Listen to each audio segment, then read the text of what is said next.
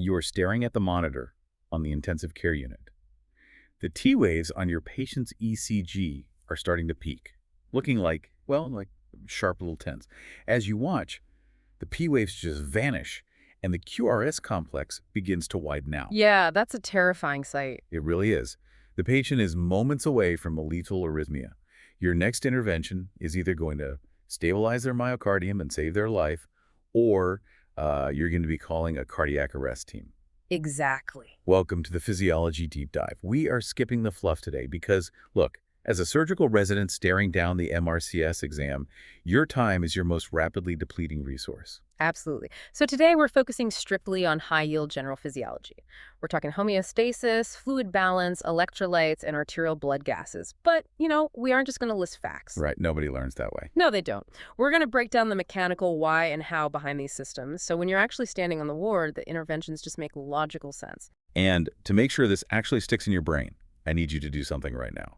Head over to medsynclimited.com/ANKI and grab the MRCS Accelerator ANKI deck. It's a lifesaver. It really is. It has over 2,400 questions spanning 23 themes, including 15 subspecialty topics. It's engineered to force these commonly tested mechanisms into your active recall. Go get it. Yeah, highly recommend that. So we're running a direct question and explanation format today to just maximize your revision time. Let's start with how the body got into this state in the first place, which means starting with baseline homeostasis and thermal regulation. Yeah. Because you can't recognize a post-operative disaster if you don't understand the baseline. Right.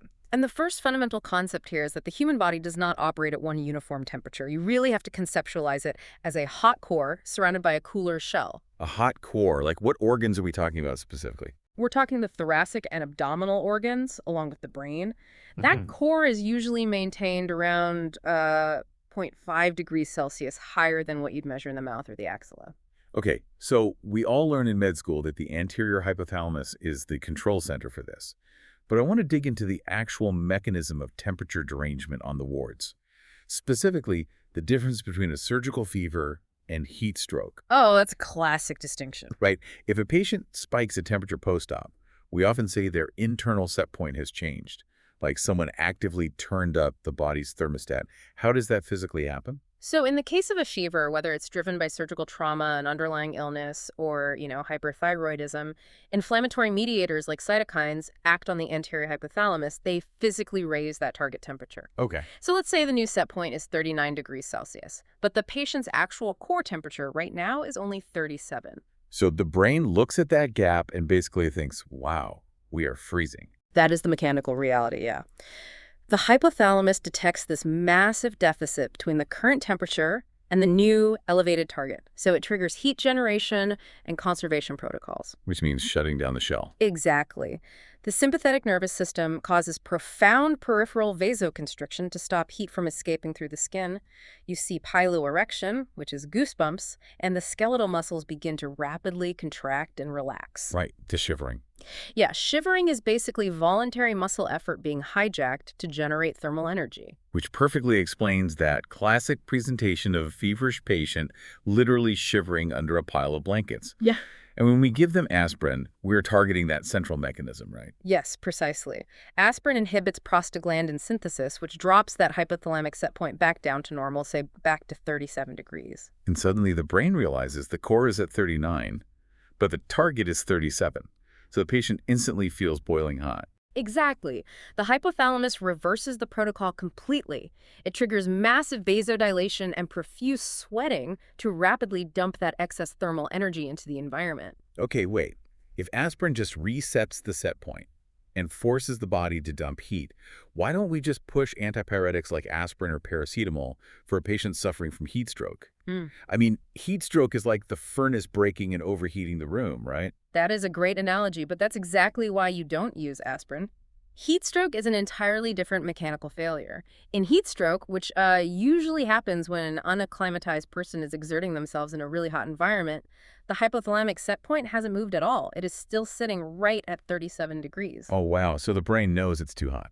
It knows. The problem is that the body's physical heat loss mechanisms, the sweating and the vasodilation, they've been completely overwhelmed or they've just failed entirely. So the cooling system itself is broken. Yes. The core temperature rises uncontrollably above 41 degrees Celsius. Giving aspirin does literally nothing because the set point is already normal. Heat stroke requires aggressive physical cooling. Because you're racing the clock. Oh, absolutely.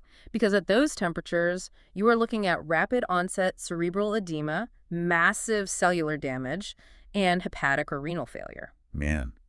Okay, so that profuse sweating and those insensible fluid losses lead us directly to fluid balance, which is basically the bread and butter of surgical ward management. Oh, yeah. You will write so many fluid prescriptions. So many. Let's ground the textbook numbers in clinical reality for a second. Yeah. A standard 70-kilogram man has about 42 liters of total body water. 25 liters are locked inside the cells as intracellular fluid. 19 liters make up the extracellular fluid. Right. But as surgeons, we aren't directly manipulating the 15 liters of interstitial fluid in the tissues or the 1 liter of transcellular fluid like CSF. We are obsessing over the 3 liters of blood plasma because that is the only compartment we can actually directly access with an IV drip. And for a healthy, uncomplicated patient, maintaining that system requires a daily fluid intake of about 2.5 to 3 liters. And that needs to contain roughly 150 millimoles of sodium and 60 millimoles of potassium. Right, but here is where residents always get tripped up on the wards. If I have a patient who just rolled out of theater after a massive laparotomy, I can't just write them up for that standard 3 liters of fluid with 150 millimoles of sodium. Why is that textbook standard suddenly so dangerous?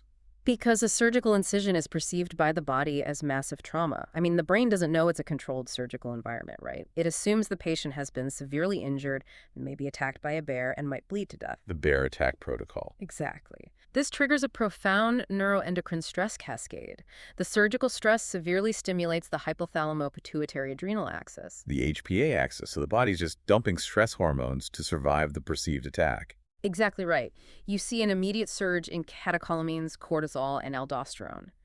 Furthermore, if the patient's renal perfusion drops even slightly, which happens with minor blood loss or fluid shifting into the tissues, the kidneys activate the renin-angiotensin-aldosterone system. Okay, so more aldosterone. Yes, and simultaneously, the posterior pituitary releases antidiuretic hormone, or ADH. Look, if we look at the kidneys, aldosterone and ADH are essentially chemical mandates to hoard volume at all costs. Like, do not let anything go. That's it.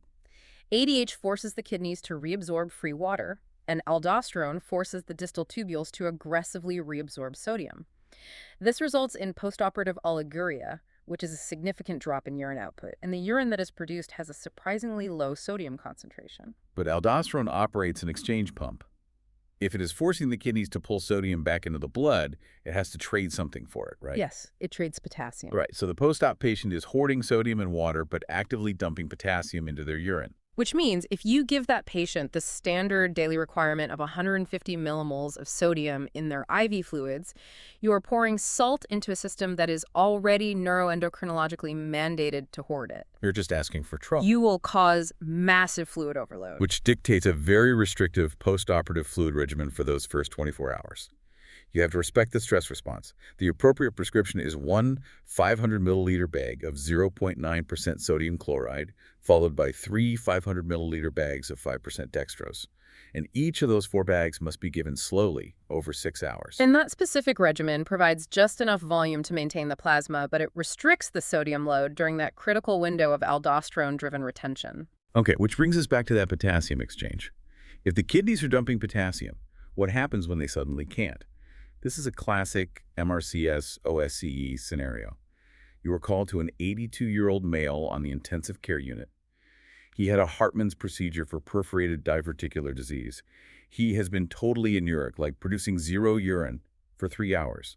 His blood tests show a serum potassium of 7.1 millimoles per liter. Yeah, a potassium level of 7.1 is a critical physiological emergency. That will lead to cardiac arrest if not immediately managed. Let's visualize what's happening at the cellular level here. 98% of the body's potassium lives inside the cells. A rapid shift of just 5% of that intracellular potassium out into the extracellular space is lethal. It's a tiny margin for error. It really is. I like to think of the resting membrane potential in the heart like the floor of a room, and the threshold potential, which is the point where the muscle actually fires, as the ceiling. Hyperkalemia rapidly raises the floor. The resting potential gets pushed dangerously close to the ceiling, so the heart muscle becomes incredibly irritable. That is a great way to picture it. That narrowing gap between the resting and threshold potentials is exactly why we see that specific ECG progression we discussed at the start of the deep dive. The peak T waves. Right. The earliest sign of that irritability is peaked T waves. As the serum potassium continues to rise, the atrial muscle becomes paralyzed, leading to a loss of P waves. And the QRS complex widens out. What is that mechanically? That widened QRS means the conduction velocity through the ventricles is actively failing. The sodium channels become sluggish because the resting membrane potential is so abnormal. When you see a widened QRS, ventricular fibrillation or a systole is absolutely imminent. It's a ticking time bomb. So the resident needs to immediately disarm this mechanism. The first line is always an infusion of calcium gluconate. But calcium gluconate doesn't actually lower the potassium levels at all. How does it buy us time? Going back to your room analogy, if hyperkalemia raises the floor, the resting membrane potential, calcium gluconate works by raising the ceiling. Oh, wow. Okay. It increases the threshold potential of the myocardial cells. By pushing the threshold higher, it restores the gap between the resting state and the firing state, which instantly stabilizes the myocardium. But as you noted, it is temporary. You still have to deal with the actual potassium. Right. To do that, we use an infusion of glucose and insulin. But why insulin? Because insulin is the key that activates the sodium-potassium ATPase pump on the cell membranes. It actively drives the extracellular potassium back inside the cells where it actually belongs. And the glucose? The glucose is simply given alongside it to prevent the patient from suffering fatal hypoglycemia from the insulin dose. Got it. But the potassium is still inside the patient's body. Yes. So to remove it entirely, you can use ion exchange resins like rosonium, which bind to the potassium in the gut and excrete it in the stool. But this guy is anuric. Right. In an acute, severe case with a patient who is anuric, meaning their kidneys have failed entirely, those medical therapies might not be enough. An emergency hemodialysis becomes necessary to physically filter the potassium out of the blood. Okay, before we leave electrolytes, we really have to talk about hyponatremia, because it is incredibly common on the wards and just so easily misdiagnosed. Oh, all the time.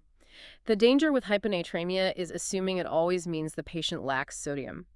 It can result from true sodium depletion, sure, but it can also result from water retention diluting the sodium that is already there. Okay, let's break down the depleting side first. If the hyponatremia is depletional, it means the patient is losing large amounts of sodium-rich fluid. That's typically from the gastrointestinal tract via profound diarrhea, fistulae, or an intestinal obstruction. And water follows sodium. Exactly. Because water follows sodium, their extracellular fluid volume will be severely depleted.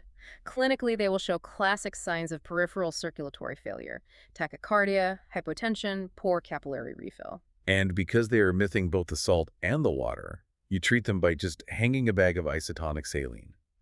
But what if their fluid status looks completely fine, like they aren't clinically dehydrated? If the extracellular fluid volume appears normal, or even slightly elevated, you are likely dealing with dilutional hyponatremia. This is often driven by the inappropriate secretion of ADH, sometimes triggered by a head injury, or a paraneoplastic syndrome from a bronchogenic carcinoma. SIADH. Right. The kidneys are absorbing way too much free water, which dilutes the serum sodium. If they're already overloaded with water, giving them normal saline would be a complete disaster. It would make things so much worse. The treatment for dilutional hyponatremia is strict water restriction. You also have to be very careful with diuretics. If you use them, they might force the kidneys to excrete just as much sodium as water, which won't actually fix the underlying concentration issue. Let me pull a thread from earlier. In our hyperkalemic OSCE scenario, the anuric patient had an arterial blood gas showing a pH of 7.2. He was acidotic. There's a direct mechanical link between acidosis and hyperkalemia. There is a vital link. The body tries to buffer the acid, the excess hydrogen ions in the blood, by pushing them inside the cells. But to maintain electrical neutrality, for every hydrogen ion that goes into the cell, a potassium ion gets kicked out into the plasma. Oh, right. Furthermore, acidosis reduces the urinary excretion of potassium, so the acidosis directly drives up the serum potassium levels. Which means we need a flawless system for reading an arterial blood gas printout. I like to conceptualize acid-base balance using the Henderson-Hasselbalch equation. It essentially dictates that the blood pH is a constant, plus the function of the kidneys divided by the function of the lungs. It's basically a metabolic seesaw. That equation perfectly demonstrates that the pH is dictated by the ratio of bicarbonate to the partial pressure of carbon dioxide, or PCO2. Right, bicarbonate is the base, controlled very slowly by the kidneys over days. CO2 is the acid, controlled almost instantly by the lungs through ventilation. If CO2 builds up because a patient stops breathing, the kidneys will eventually try to retain more bicarbonate to balance the seesaw and keep the ratio constant. So if the primary physiological insult is an alteration in CO2, you are dealing with a respiratory acidosis or alkalosis. If the primary insult is an alteration in bicarbonate, it's a metabolic disturbance. Look, if I am a resident holding a freshly printed ABG in the ICU, there is a mountain of data on that tiny strip of paper. I need a systematic four-step approach to deduce exactly what is happening without freezing up. Obviously, step one is looking at the pH. Normal is 7.35 to 7.45. That immediately tells me if the primary state is acidotic or alkalotic. Right. If I want to isolate the respiratory side of the seesaw, step two has to be checking the PCO2. Correct. The PCO2 isolates the respiratory component. If the pH is low and the PCO2 is elevated, you have a respiratory acidosis. The lungs just aren't clearing the acid. Okay, if the lungs were step two, the kidneys have to be step three. I need to look at the bicarbonate. But the printout usually gives an actual bicarbonate and a quote-unquote standard bicarbonate or base excess. Why do I care about the standard value?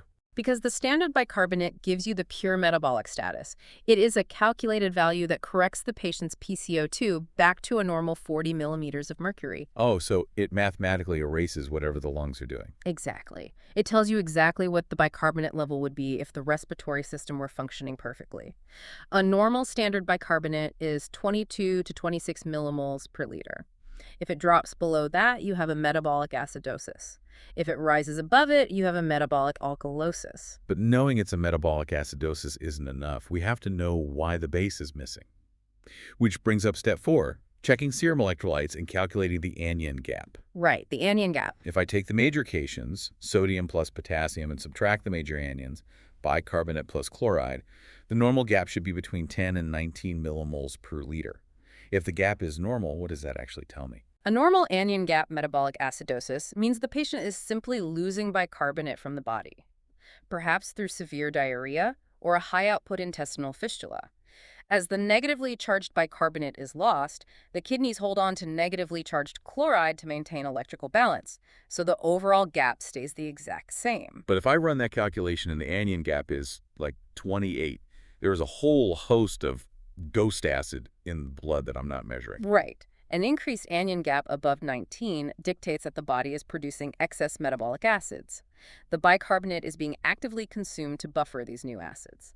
The most common surgical examples are lactic acidosis, secondary to tissue hypoxia, like an ischemic bowel, or diabetic ketoacidosis, where the unmeasured anions are ketones. Let's test this logic with another classic surgical scenario. A 56-year-old male is admitted with severe dehydration and violent vomiting. Upon examination, you hear a succussion splash in his upper abdomen, which strongly points to a gastric outlet obstruction. His blood gas shows a pH of 7.55 and a bicarbonate of 31. Let's walk through the exact mechanism of this derangement. Okay, so a pH of 7.55 clearly indicates an alkalosis. The elevated bicarbonate of 31 confirms this is a primary metabolic alkalosis. The mechanism here is purely mechanical loss. Gastric juice is incredibly rich in hydrochloric acid. When a patient has a gastric outlet obstruction, that acid cannot pass into the duodenum to be neutralized. So they just vomit it all up. Yes, they are physically expelling massive amounts of hydrogen ions and chloride right out of their body.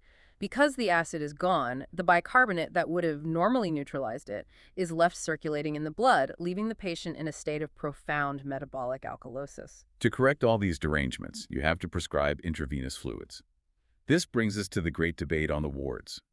Choosing between crystalloids and colloids, which requires understanding the physical mechanics of edema. Oh, the fluid debate. Yeah, let me challenge standard practice for a moment here. If I have a patient in acute hypovolemic shock from a massive hemorrhage, why on earth do we reach for crystalloids like normal saline or 5% dextrose? We know crystalloids are just salt ions in water, and we know that of the volume we infuse, only 1/3 stays in the blood vessels, while 2/3 immediately leaks out into the interstitial tissue. Aren't we just waterlogging the patient and causing massive edema? You are highlighting a major physiological trade-off. You are right that crystalloids leak rapidly. 5% dextrose, for example, is excellent for supplying free water because once the liver metabolizes the glucose, you are just left with water that distributes everywhere. But it's useless for filling the tank. Exactly. It is useless for volume resuscitation. To understand why fluids leak out of the capillaries and how to trap them inside, we have to look at the Starling equilibrium. The forces battling across the capillary wall. Precisely. The Starling equilibrium is a balance of competing pressures. On one side, you have the capillary hydrostatic pressure, the actual physical pressure from the heart pumping blood, and the tissue oncotic pressure. Both of these forces are actively trying to drive fluid out of the capillary membrane and into the surrounding tissues. And pushing back against them. Pushing back, you have the interstitial fluid pressure, and more importantly, the plasma oncotic pressure. These forces act to hold the fluid securely inside the blood vessel. And that plasma oncotic pressure is generated by large proteins in the blood, primarily albumin, acting like a molecular sponge to pull water towards them. Crystalloids don't have any proteins, so they have zero oncotic pull. Which is why, if you are facing acute blood loss and need to rapidly expand the plasma volume without instantly causing tissue edema, you must use colloids. Colloids are solutions containing large, osmotically active particles. They artificially provide that plasma oncotic pressure, holding the infused fluid tightly within the intravascular space. Let's break down the specific colloids residents have to choose from. When do you prescribe which? Succinylated gelatin, which you will often see branded as gelafusin, is highly advantageous in acute hypovolemia. It has a relatively short half-life, but it is excellent for maintaining pressure until cross-matched blood arrives. Most crucially, gelafusin does not contain calcium. Why does the calcium matter so much? Because banked blood is stored with citrate to prevent it from clotting. If you infuse a calcium-containing fluid through the exact same IV line as citrated blood, the calcium will overwhelm the citrate and the blood will clot right inside the giving set. That sounds like a nightmare. It is. But gelafusin avoids that disaster completely. What if the problem isn't just volume loss, but the capillaries themselves are damaged, like in profound septic shock, where the inflammatory response causes a massive capillary leak? When capillary permeability is severely increased, smaller colloid molecules will simply leak out alongside the water. You need a much larger molecule. Haedostarch is incredibly useful in these scenarios. Due to its massive molecular weight, it gets trapped in the circulation even when the capillaries are leaky. It also resists rapid metabolism, providing a longer-lasting volume expansion. Are there any colloids we should just actively avoid writing up? Dextrin 70 used to be heavily relied upon, but it has largely fallen out of favor. It actively interferes with blood cross-matching in the lab, and it inhibits platelet aggregation, which obviously worsens bleeding in a trauma patient. It also carries a high risk of severe allergic reactions. Oh, okay, we have covered massive ground today. We've mapped the hypothalamic temperature shifts, unpacked the neuroendocrine blockade forcing post-op fluid restriction, deduced the membrane potentials behind hyperkalemia, dismantled the Henderson-Hasselbalch equation, and balanced the Starling forces. It's a lot of physiology for one session. It is. But before we finish, we promise to equip you with the practical tools to actually succeed as a surgeon. Head over to medsynclimited.com to grab their surgical simulation kit. It includes a high-grade suturing kit and microsurgery instruments. You need to hone your physical dexterity with the exact same rigor you applied to this theoretical physiology. Because honestly, the best physiological knowledge in the world won't save a patient if your hands can't execute the procedure safely. Absolutely. If this rapid-fire mechanistic breakdown helped your revision, please hit the follow button on the show so you don't miss our next deep dive. And if you unlocked a new concept today, take a second to rate the show. We really want to hear directly from you. If you have a comment or a question about the physiology we unpacked today, we read every single one. Remember, physiology is never static. It is a constantly adapting system that demands respect. Which leaves me with one final thought experiment for you to mull over during your next ward round. We know that core body temperature naturally fluctuates with the diurnal rhythm. It is biologically set higher in the evening than it is in the early morning. If the surgical stress response we discussed today alters fluid, electrolyte, and neuroendocrine handling so violently, how might the exact hour of a surgical intervention, say, operating at the peak of that natural diurnal temperature curve versus the early morning trough, amplify or dampen that massive stress cascade? Think about it. Until next time, keep questioning the mechanics and keep pushing.